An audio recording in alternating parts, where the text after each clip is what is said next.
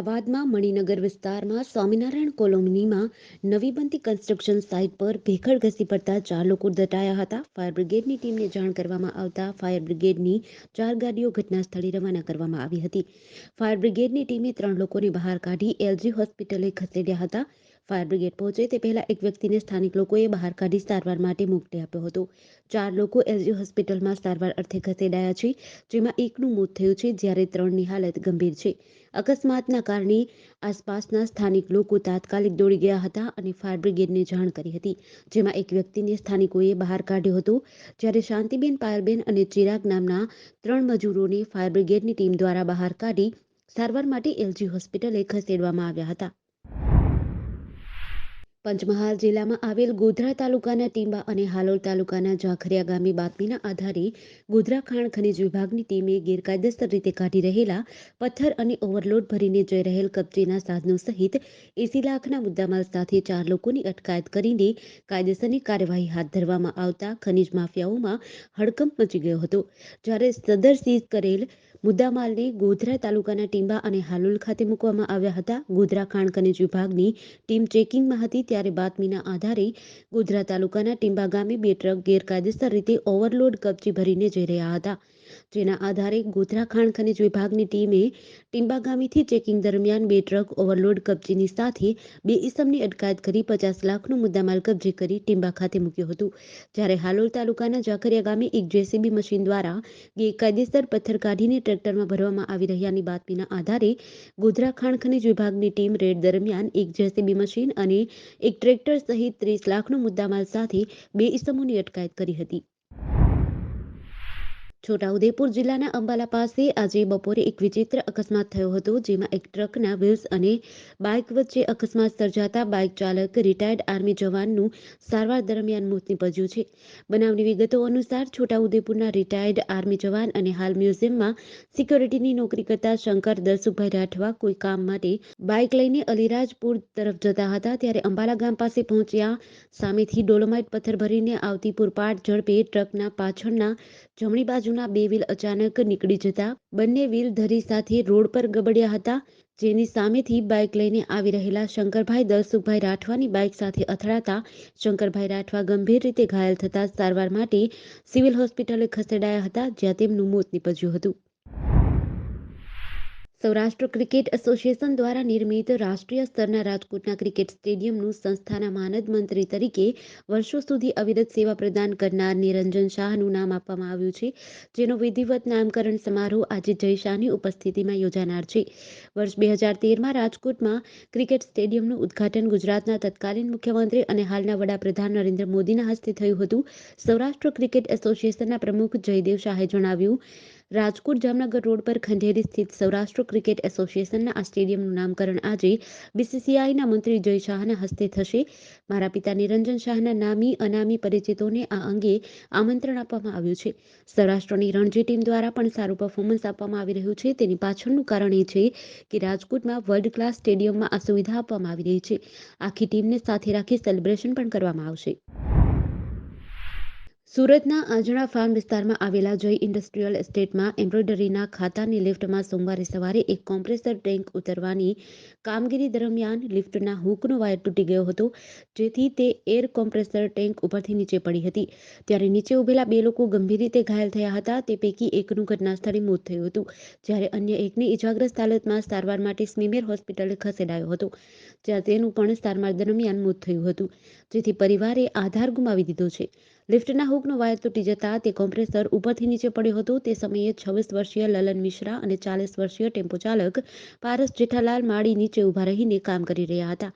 તે compressor tank બંનેની માથા ઉપર પડી હતી, જેથી લલનનું ઘટના સ્થળે જ મોત થયું હતું. મણિપુરના ઇમ્ફાલ ઈસ્ટમાં મંગળવારે ફરી હિંસા ફાટી હતી.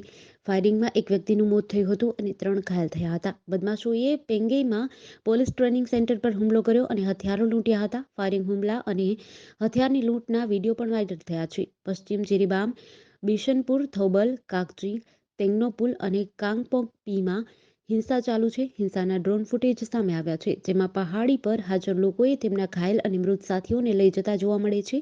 હિંસામાં મૃત્યુ પામેલા વ્યક્તિની ઓળખ 25 વર્ષીય સગોલ સેમ લોયા તરીકે થઈ છે. પોલીસે જણાવ્યું કે ઘાયલોમાં એકને પગમાં અને બીજાને ખભામાં ગોળી વાગી હતી. જોકે તેઓ ખતરાની બહાર છે. હજુ એ સ્પષ્ટ નથી થયું કે ઘાયલ લોકો મેતે સમુદાયના છે કે કુકીઓ.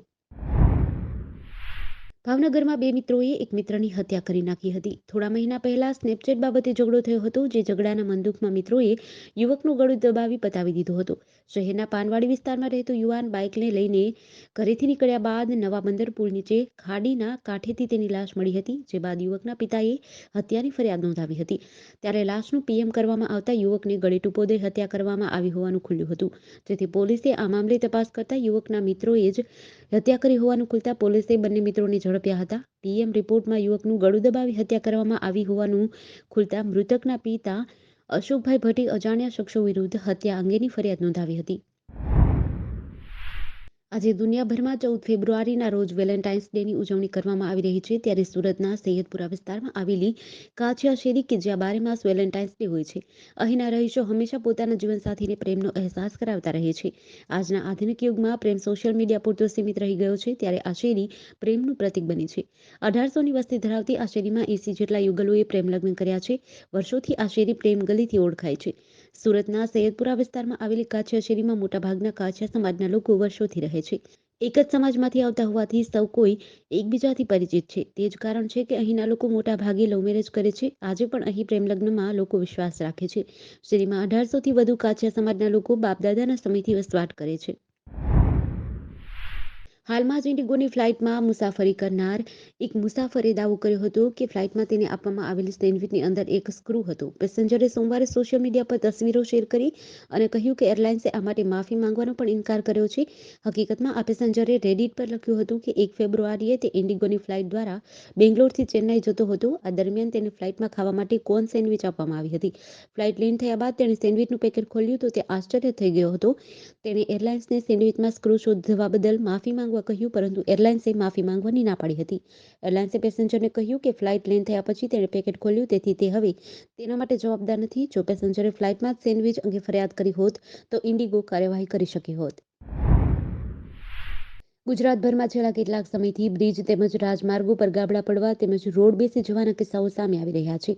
ત્યારે હવે વધુ એક બ્રિજમાં ગાબડું પડ્યું છે. મહેસાણા વિસનગર રિંગને જોડતા આંબેડકર બ્રિજ આજે વહેલી સવારે બેસી ગયો હતો. બ્રિજના ઉપરના ભાગે જોડતી એક્સલ અને રોડ વચ્ચે 2 ફૂટનું ગાબડું પડ્યું હતું. બ્રિજ પર ગાબડું પડતા જ વાહન વ્યવહાર બંધ કરવામાં આવ્યો હતો. આ બ્રિજને રિપેર કરવા તંત્રને અનેક વખત રજૂઆત કરવામાં આવી હતી. વર્ષ 2014માં આ બ્રિજ બનીને તૈયાર થયો હતો. આ પહેલીવાર નથી કે બ્રિજ પર ગાબડા પડ્યા હોય. આ પહેલા પણ વરસાદમાં બ્રિજ 4 વખત તૂટ્યો છે અને દરેક વખતે તંત્ર પોતાની આબરૂ બચાવવા માટે થીંગડા મારે છે. આ બ્રિજ પર દરરોજ અનેક વાહનો પસાર થાય છે, ત્યારે વારંવાર બ્રિજ તૂટવાના કારણે વાહન ચાલકોને મુશ્કેલીઓનો સામનો કરવો પડે છે.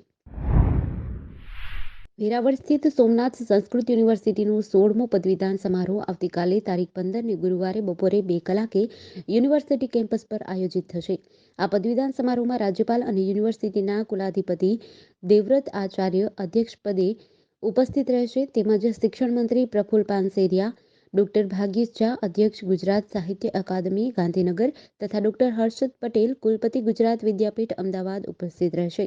યુનિવર્સિટીમાં ચાલતા વિવિધ અભ્યાસક્રમો પૈકી આ વર્ષે Shastri BA 304, Acharya MA 222, PGDCA 201, શિક્ષાશાસ્ત્રી BEd 54, તત્વાચાર્ય MPhil 5 અને વિદ્યાવારિધિ PhD 11 મળીને કુલ 797 ડિગ્રી પ્રમાણપત્રો વિદ્યાર્થીઓને એનાયત કરાશે. રાજકોટ શહેરમાં ઠેર ઠેર વિકાસના કામો ચાલી રહ્યા છે. જોકે આડેધડ ચાલતા વિકાસના કામોના કારણે ક્યારેક લોકોને પરેશાનીઓ ભોગવવી પડે છે. રાજકોટના પોશ વિસ્તાર ગણાતા નાના મવા રોડ પર આવેલા મોકાજી સર્કલ પાસે આવી જ ઘટના બની છે. અહીં મુખ્ય ચોકની એક તરફનો રસ્તો બંધ કરવામાં આવ્યો છે. આ રસ્તો અંદાજે 2 મહિનાથી બંધ હોવાના કારણે આ ચોકમાં પસાર થતા હજારો વાહન ચાલકોને હાલાકી ભોગવવી પડી રહી છે.